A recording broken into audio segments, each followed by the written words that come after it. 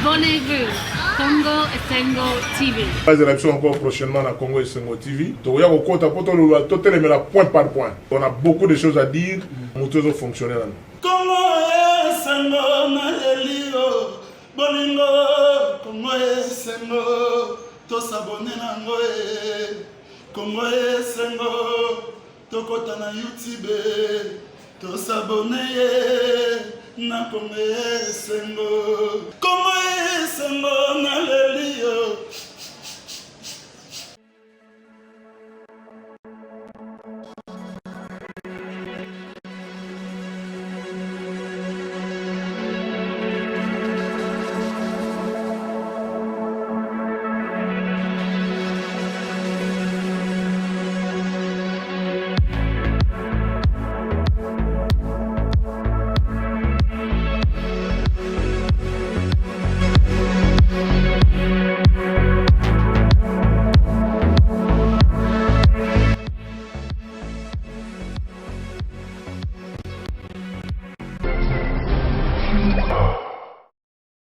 Bandeko balandi ya Congo Esengo TV, bandeko balandi ya Vision News, bandeko balandi ya Océan du Congo, bandeko balandi ya Picard Télévision, la chambre de vérité. Vous allez bêler en côté biso na banda na bino mbote na bino bipa nyonso zwami na yebiete vous allez vraiment bêler le lengi na mutiko loba bofandi liboso ya ba poste téléviseur na bino bosimbi ba téléphone bofandi liboso ya ordinateur bosimbi ba iPad pona kolanda biso mokolo mwa lelo na kati ya plateau spécial o lelo tozali bongo le 30 décembre 2020 et lelo kosangisi biso lelo ezali discours ya président élu Martin Fayulu Madidi le légué de Fandia vous allez poète tout solo là na mon mboka Alain Bolodjoa ou azali bongo invité spécial il y a Maman Océan il y a Trésor King il y a Bandego ya Congo Esengo TV pe ya Picard Télévision mais il y a mon pesa invité na ngai maloba na kopesa na mbote ndeko Alain Bolodjoa mbote maman na ngai mbote à tout le monde en tout cas meilleur vœu.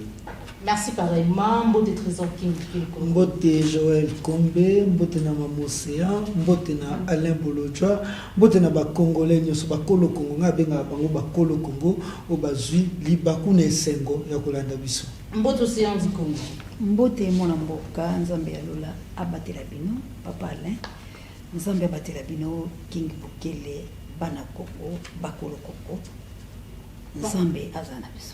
Maintenant, on a bandeko balandi ya ba chaîne yo tozali ya lengi na butiko yebisa bino tokota na mama na likambo mokolo malelo o esangisi biso lengi na butiko bezali bongo adresse à la nation ya président Martin Fayulu Madidi ya mbonga na poser mutuna na boza égoïste tenga mona bandi maloba na continuer na kopesa ndeko Trésor King Bukele Kolo Congo so kozali na mutuna pour être tout solo là par rapport na discours ya président mutune kozanga te yo yebi ete monoko ya kulutu Mfumu Martin Fayulu bato ebele bazelaki yango efungwama po ekomaki lokola match finale soki ebeti nde année 2020 esili ndenge eza bongo année 2020 esili po bayoki ye alobi ndeko Alain Bolodjoa oyo kulutu Martin Fayulu azalaka partenaire ne ye moto aza liboso na biso ngai d'abord nako sepela na position ya kulutu Martin Fayulu po atikali na position ne meloko etutinga mingi na discours ya kulutu Martin Fayulu lokola akofunda bato tango ya lobi mbongo eza lisute na libenga mboka dépassement budgétaire elingi kolobake akendaki consultation te tope akolinga kosangana na union sacrée po mbongo eza te soki mbongo ezalaki alingaki akende donc il y a ko soutenir mbongo. Bon, en tout cas, merci pour notre tenue. Nous avons la chance, l'avantage, il y a un bateau en constant. Bateau basé au défendre ma valeur. Au moni, ce qu'on a dit, discours, il y a Martin Fayulu. Déjà par rapport à la forme, vous avez remarqué qu'il y a une certaine cohérence. Cohérence, on les a constaté comment. Vous avez pour décrire le cadre et puis a mis balai à décrire circonstances où ils allaient dans le pays, à mettre en évidence le point faible de la gouvernance avec les aspirations à peuple, à confronter l'aspiration à la population, n'a pas politique au bas mettre en place.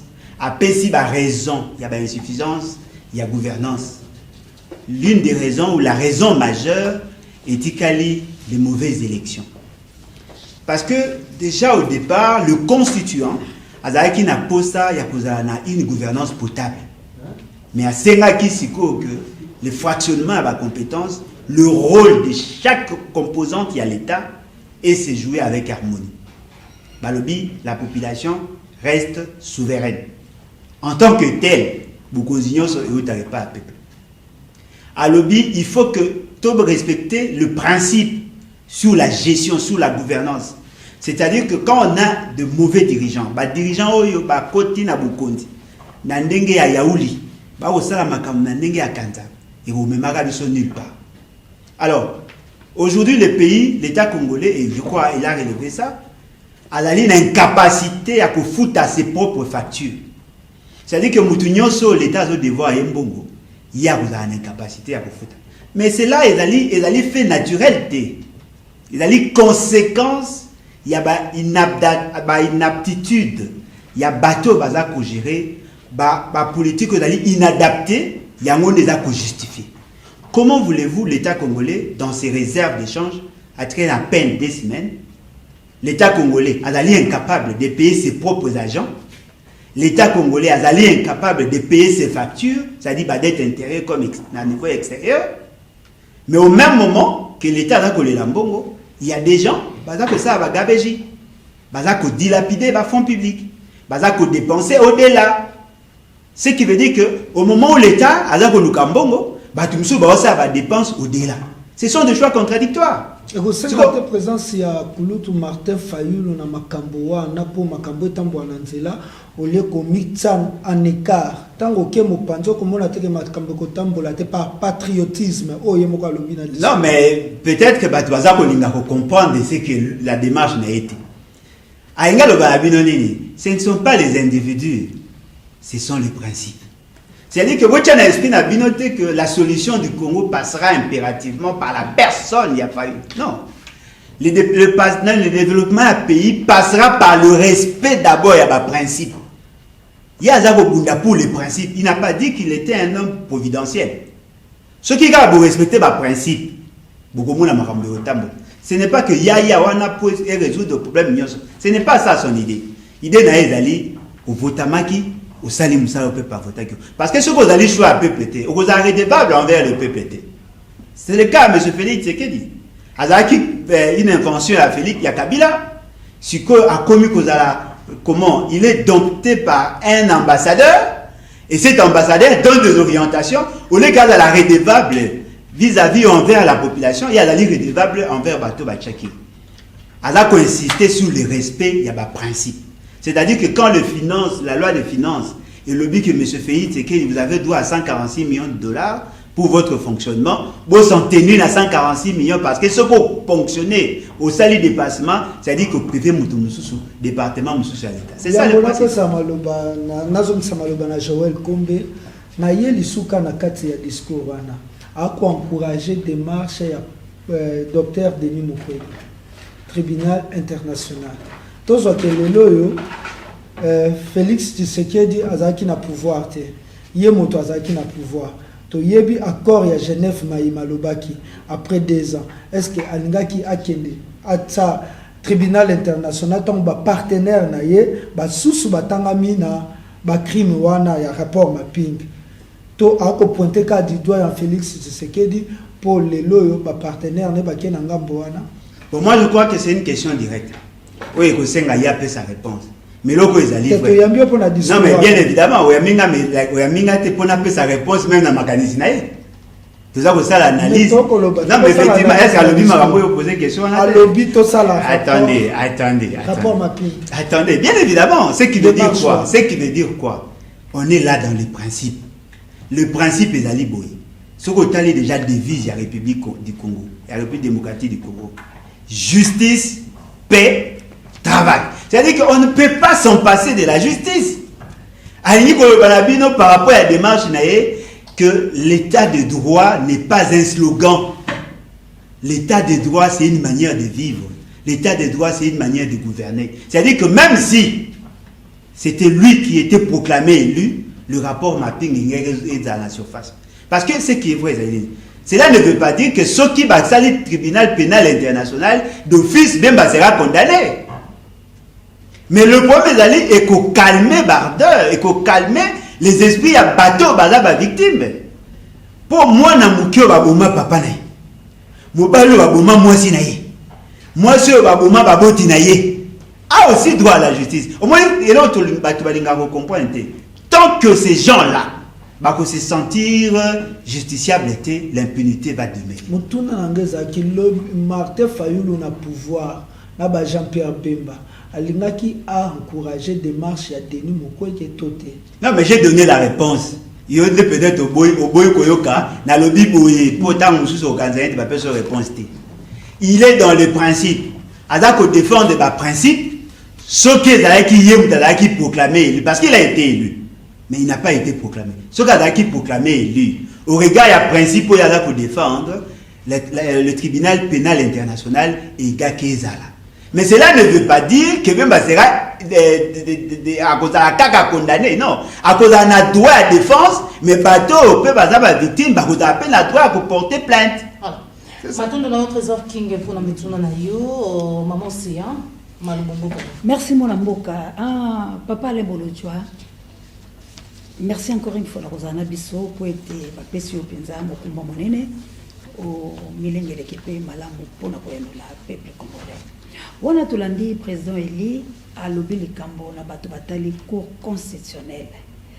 Azali penza ko boya yango la lolengo basalaki makambo la bango ko ignorer bokonzi ya Félix a lobby makambo nyoso lolenge lekaki. Kasi tango oyo ya monaki ete makambo o cour constitutionnelle salaki ezalaki malamu te pona nini lisusu ye amikimelaki kana ko constitutionnel ko kele kolela atalisake ko wana epesa ye maboko melelo la lisukulu na ye aboyi yango est-ce que na ye moko amoni etete ke alobi maloba mibale yo kimaki pa ya bato oyo ndibi bokonzela bango te me yo kendaki pa na bango pona nini lelo alobi ke bokonzi wana ezaki ya mabe bo soki ko yambaki ye e ndimaki ko pesa ye maboko na mikanda na ye alingaki aloba na bango baza mabe to alingaki aloba baza malamu. Maman Langaye, je crois que ce qui est la logique, dans le raisonnement rationnel, pour se rendre compte de l'eau moko. Ceux qui jugent à Salim Moussala Malam, personne ne peut le reprocher. Baza pour reprocher, pour Salim Moussala Mabe. Parce que la création, l'existence, Yakou, ils ont comme manifester volonté à peuple. C'est le peuple qui a décidé, en dernier ressort, il y a une cour constitutionnelle. On a fractionné le pouvoir judiciaire. Bakaboli pouvoir judiciaire. Et les cas qui n'a référendum, parce qu'au départ, tout ça qui n'a Cour suprême de justice.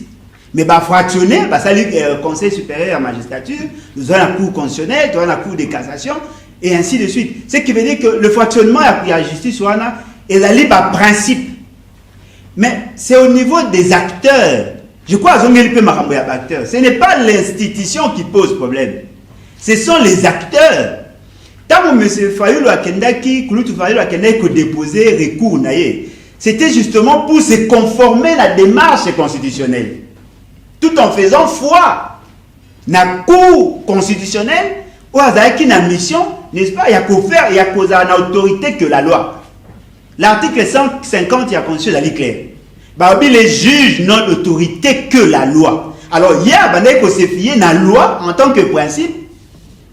Peut-être beaucoup de monde a semblé qu'il négligeait la dimension anthropologique. La dimension humaine. Ok, Batou. Au-delà de la loi, Bazaki n'a une autre autorité que la loi. À se conformer à la démarche constitutionnelle. Alors, les juges, tant que Bazaki devant dossier, en principe, ceux qui jugent, Bazaki vraiment l'indépendance d'esprit, et Bongaki Batala, ceux qui sont d'accord ou pas. Mais les juges, Bazaki apprivoisés par la vision de la Kabila, au lieu que obéir à la loi, à la constitution, bango obéir à un individu. La conséquence aujourd'hui, c'est quoi, madame? Tout le monde a compris que la Cour constitutionnelle doit être réformée. Bon, ce qui est Martin Fayulu à côté de la recours. Peut-être les gens n'allaient pas comprendre que la Cour a un problème. Parce qu'au-delà du principe, il y a aussi l'homme. C'est-à-dire qu'il y a aussi une manière d'interpeller. Et devant leur conscience, il y a un peuple mabé. Au Zukaka, Luamba, ou Azaki président, il y a Cour constitutionnelle. bien qu'elle bien ouvertement, mais nous apprenons qu'elle a regretté le fait que lui n'était pas suffisamment indépendant, elle a qui aliéné en termes par M. Kabila. Il est où? Il est à l'étranger. C'est-à-dire que il a dit Moutou devant conscience. Et la procédure voulait assez qu'il va qu'il y ait un coup constitutionnel. Si on le bateau basala qui est mabé, à défendre qui peut démarche là-bas. Tant que balongoli bango de manière scabreuse, Kouloutou Martin Fayulu était l'un des rares politiciens congolais où a fustigé le fait que la démarche à Kolonga juge à cour constitutionnelle est là qui conforme. C'est-à-dire que lui, il est dans le principe. Il n'est pas trop collé à l'individu. Il est dans le principe. Mais tu as le droit à la défense. Mais ceux qui vont s'amuser à défendre. C'est ça notre philosophie. Et la Cour constitutionnelle n'est pas liée à la personne de Félix Tshisekedi, la personne de Kabila. La Cour constitutionnelle est liée à peuple. Mais Batunde Bazako détourner bango na mission là. Ok, merci. Motunu nanga mi baleza liboye. Lokola yo lobi bongo. Kasi bato oyo président Eli azali koboya. Ce qui est na plan est sorti à crise naïe. Après ça, Félix 18 mois. Si koyo aussi le taille à reconnaître que bon konzi ya Félix Eli a moyibi. Kou wane ezali ya mabe. Bon pourquoi na plan est sorti à crise naïe azali ko pesa Félix 18 mois. Cela veut dire azali kondima ete Félix Nathan na président Kabila azana bango longo ye a négocier na bango oza komona te quelque part ye boko pas tchabo konzina en cause parce que moto ebi kenga na président Eli. Cour lelo a dénoncé ngo kezala ki mabe malgré au PC réponse OK akenda ki kuna pona mibeko mais pourquoi na plan sorti na ya crise et loko a boyelo azo reconduire bango qu'est-ce qui ne va pas la place là? Bon, je crois que j'ai toujours été sincère. Position nanga et yebani. Moi je ne suis pas dans ces démarches là. Mais loko ezali vrai. O esengeli mutunyo so ayeba. Ezali que ce sont des solutions on a bien la solution palliative. Et ça pas solution palliative. On cherche à résoudre un problème tout en tenant compte de la sensibilité à Baningo. M. Félix Tshisekedi est président, mais non élu. Parce que ceux qui déjà comprennent le Konate, ça pose problème. Vous n'avez jamais vu le Kouloutou Martin Fayulu aux ordonnances. Il dit, M. Félix Tshisekedi, elle a eu que faire office, il y a président, mais il n'a pas été le choix de la population.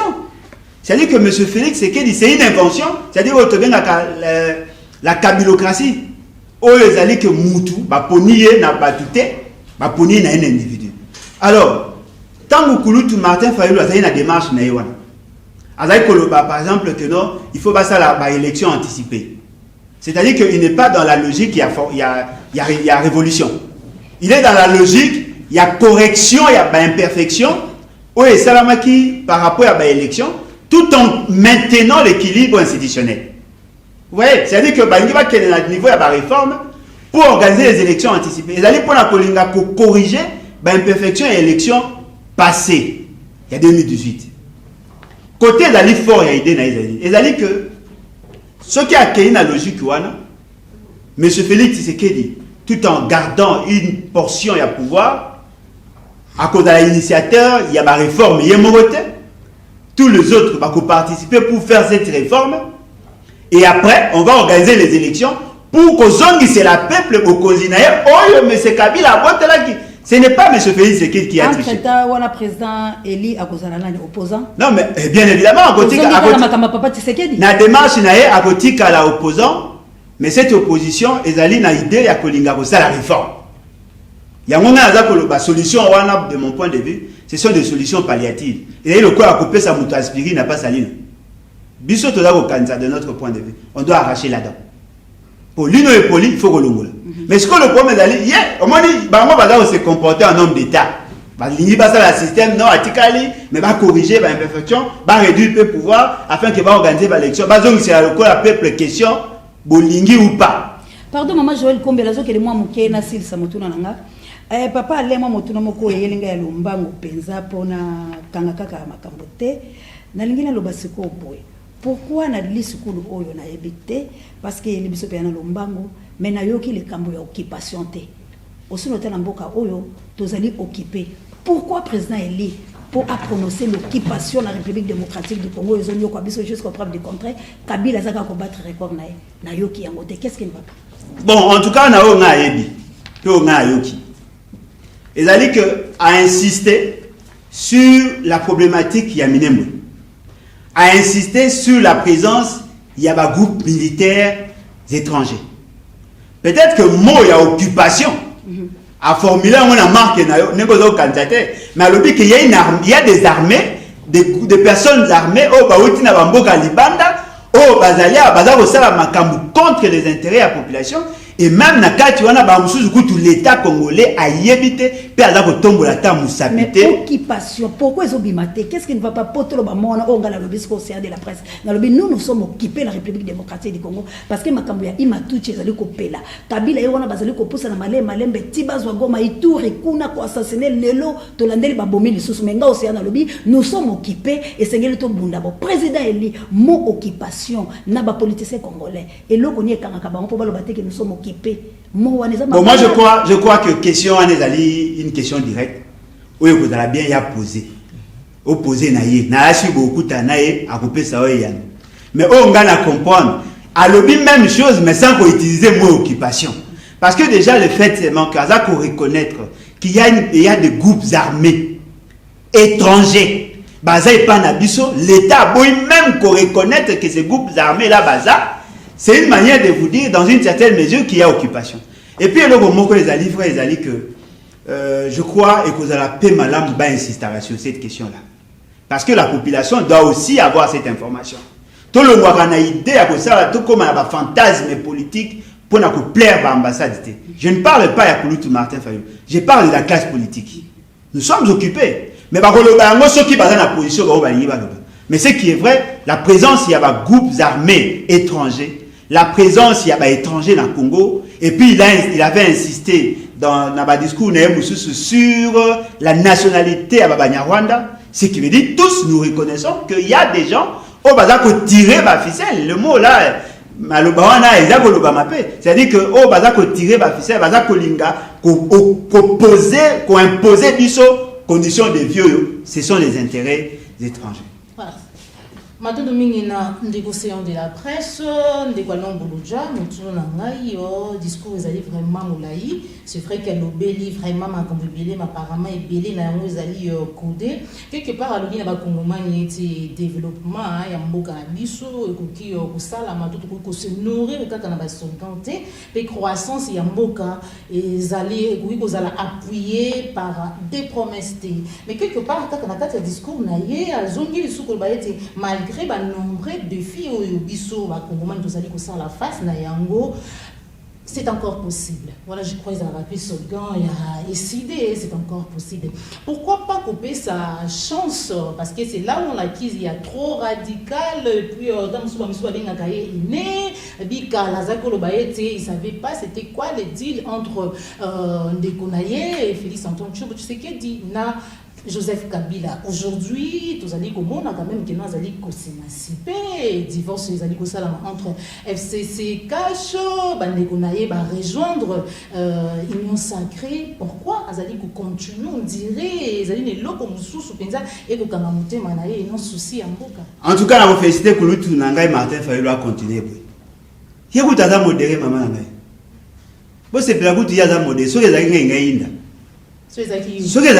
Sincèrement, je vous dis, au moins les logos mots et Claude Martin Fayulu se comporte en homme d'État. Si moi j'avais sa popularité, ça allait être grave. Très grave. Parce que moi, les logos mots ceux qui battent l'union sur Bundaka contre l'individu Kabila, ça la erreur. Il fallait plutôt combattre le système.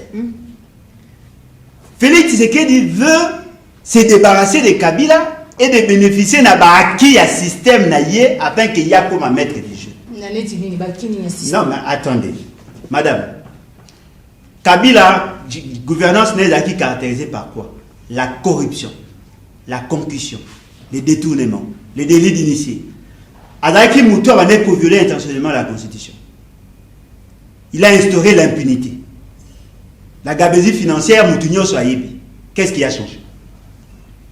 Qu'est-ce qui a changé? Ce n'est pas par le fait que, bon, moi, que Kabila Azali peut-être signé sous ordonnance, vous considérez que le pays, les choses ont changé. Est-ce que vous avez imaginé que M. Pays, c'est qu'elle a créé près de 5 agences? Et parmi les agences, il y a des agences pour lutter contre la corruption. Moutou à l'État qui contre la corruption dans 4 agences. Il a été cité. Dans le cadre de la corruption, Azab, basali ba procès, ba arrestation, il y a façade, et en fin de compte, Bogomona a l'amené de donner le beau. C'est-à-dire que le problème est d'aller, tout bazar que mon a intention manifestée à faire dire c'est que ce sont là les politiques. Non. Dans le politique public, on doit sentir que la justice a commis un budget consistant. Dans le politique public, bazar comme on a que les juges ba commis consensueux. Dans le politique public, il faut pas que les juges peuvent être sanctionnés. En ce moment-là, les juges comme indépendants et ils vont appliquer la justice. Et puis par rapport à l'union salée, sacrée, sucrée, démoniaco-diabolique, vous savez qu'est-ce qui s'est fait? Mais ce fait, c'est que la India s'est constituée une majorité avec des gens qui n'ont pas été élus. Ce qui veut dire que partout où on a évolué, nous avons fait un revirement à 180 degrés. Ton ego keneboé to baluki tozo ikota asina. Siko tellement que zo mona ka liboso za liboso, moza ko bosa ke flèche o yo ko ngabo kende eza bruit. Mais yo zo kotala na côté mususu. Mais quand on peut imaginer maman nanga ndé tout ça le. Mais ce Félix c'est qu'il arrive à se constituer cette union sacrée. Bon me poser question. Il est fait en tant que qui? Yami Balé. Quelle est la nature juridique et politique il y a union salée dans la. Qui sont les acteurs majeurs? Comment ont-ils été recrutés? Et puis dans ce cas, comment pouvez-vous expliquer? La Constitution dit le président de la République, la personne qui assume la fonction de président de la République ne peut pas s'y mixer dans la question politique politicienne. À cause de la membre, il y a parti politique, il y a regroupement politique. Parce que c'est incompatible. Mais M. Félix, c'est qu'il veut créer une structure où on a union salée ou union sacrée. Et c'est lui, le fondateur, c'est lui, avec les autres. Ils vont signer un accord politique entre Bemba, Moïse Katumbi Bahati. Il est fait en tant que président. Automatiquement, il viole encore une fois de plus la Constitution. Yami Balé, quelle est la nature juridique et le quoi? Et vous avez la nini, coalition, regroupement politique et autres. Ce que par rapport à l'acteur, il a recruté qui? Bato Azui, na Lamuka, c'est-à-dire Ndekonabiso Kulut, Nabiso Bemba, na Moïse Katumbi. Bato Azui, et pas à Kabila. Bato y a recruté, na mercenaire Bazarandinga Dingana. Seigneur Union Sacrée, elle veut que selon vision naïe, vision chef de l'État. Non, mais quand on a cause de la nini Union Sacrée. Union sacrée, moi, cause de la selon vision. Union sacrée, d'abord, c'est quoi? Il a défini ça comme quoi? Comme une coalition? Une coalition politique? Que disent les dispositions de la Constitution? Le président de la République ne peut pas être gestionnaire des regroupements politiques. Voilà. Maintenant, Dominique Ndekwalembolodjoa. Azaki na maloba ndambo mpona kopose Ndekwalembolodjoa na kati kopesi ba kolo Kongo nyonso esengo kotanga kombo ya Fumu Kimbangu, Kongo ya Kimbangu, Kongo ya Emery Lumumba na kati ya discours. Mais tokende koton Kulutu Fayulu alobi aza ko insister sur proposition et à sortie de crise. Pas que senga banane. Je pense Sergel, Sadek, CAC, l'Union africaine et plus loin les États-Unis. Oyo, Fumu Kimbangu abundisa impérialisme. Vous pensez que les États-Unis tango akoya pour intérêt ba Congolais, to intérêt yaba bango bato babenga bango banani ba communauté internationale. Okomona teke Ndeko Fayulu alinga livrer Congo na maboko ya ba to ya États-Unis tango akoluka problème ya Congo, il faut ba Nations Unies en akati Congo ya Kimbangu.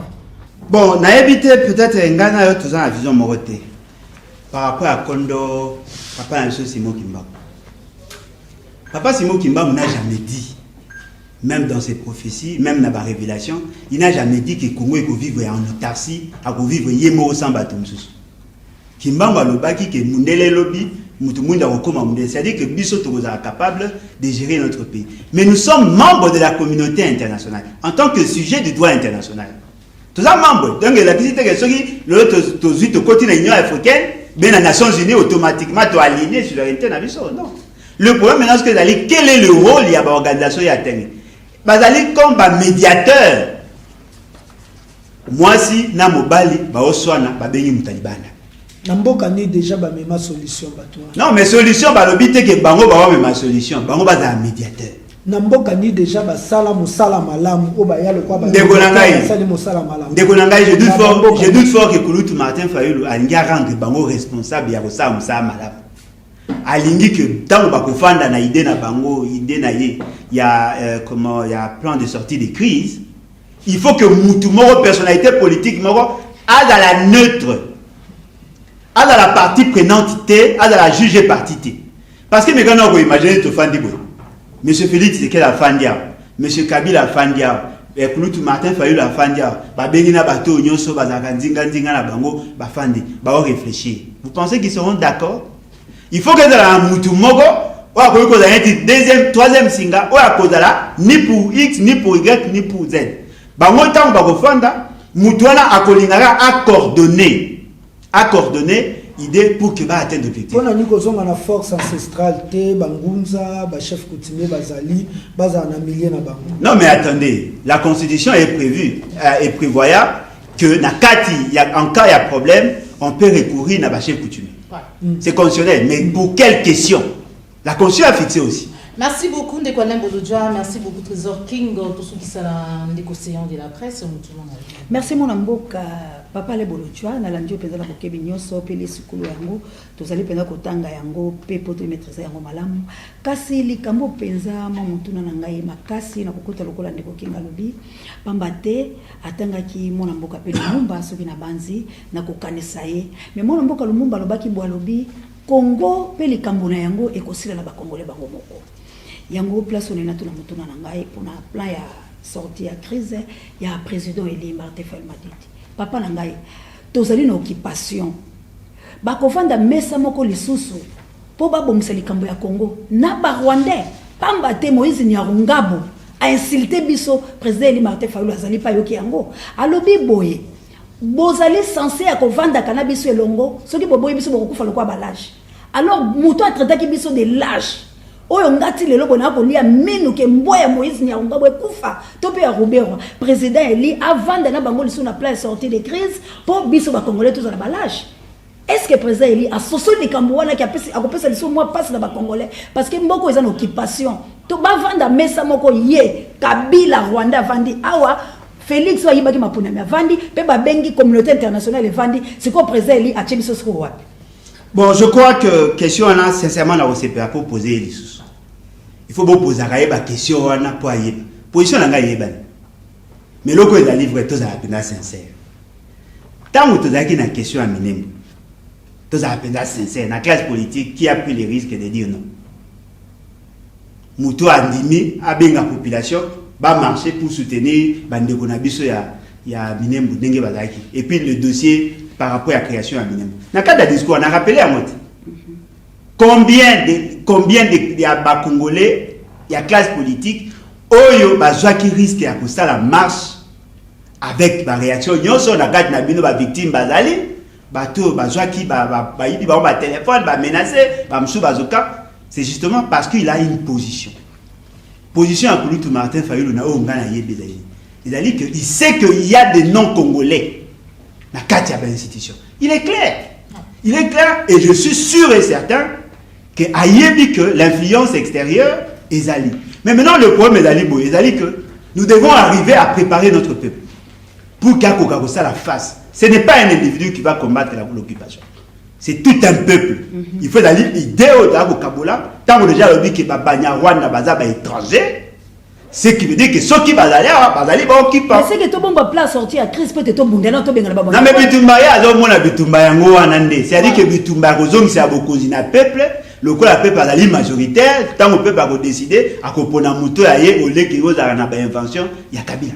Mais puis eloko moko pe za livre maman nangai za livre bitumba wana tokotika ka yango jamais. Eza bitumba ya biso ya bana ya bankoko bakoko.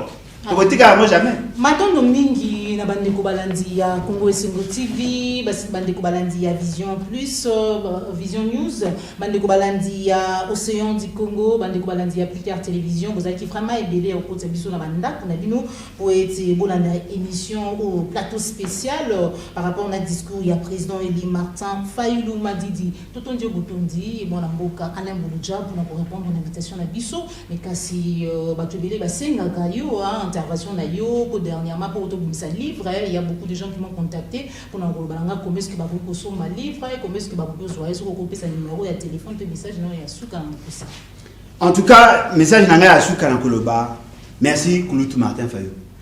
Parce qu'il y avait une confusion dans les esprits. Et on a qui Moutoumoko a redressé les choses. A dressé tableau moko sombre par rapport à la situation. Et c'est ce que nous vivons. Depuis ton typo quoi. Ah, Fatibé. Tout le monde applaudit, mais personne ne fétiche. Car à M. Félix, c'est qu'il dit 2 ans après, à vos compagnes qui est dans l'erreur. Merci Kouloutou, Nanengo Sali. Et puis le Romsu Nana le Babo. Numéro Nangaï est simple. 00243 81 250 28 51. 81 250 28 51. Et là, on a le que même dans de grandes armées, on a toujours besoin d'unité de commandement. Je crois qu'il est temps que les Congolais se battent dans la Sangha. M. Kabila, M. Félix, c'est qu'il a des amours, bien qu'il y ait une séparation du corps, il y a une unité. Pourquoi? Pour que va comme plus fort qu'avant. C'est le temps aussi que Bissopé, les nationalistes, patriotes, tous en paix. Les gens qui ont créé bloc. Parce que autant de manière éparse, en tout cas, on ne va pas atteindre l'objectif. Par rapport à un livre, on a posé un livre à Kobenga. Livre intitulé Forêt congolaise, conflit nébuleux d'objectifs écologiques et économiques. Il y a l'écologie, l'économie et puis la situation à pays. Merci beaucoup. Voilà, maintenant on a maman Océan, maintenant on a Trésor King, maintenant on a Namoko, maintenant on a Congo Esengo TV. Ndeko kabwani awa tukutani mbala ya sima soki kola bateli biso ba meilleur ve na bino so boboto on mabota na bino ndeko kabwani awa. Au revoir. Abonnez-vous, Congo Esengo TV. Les élections encore prochainement à Congo Esengo TV. Donc, il y a point par point. On a beaucoup de choses à dire. Nous sommes fonctionnels. Congo Esengo na elio bolingo Congo Esengo to s'abonner na ngoe Congo Esengo to kota na YouTube to s'abonner na Congo Esengo na elio.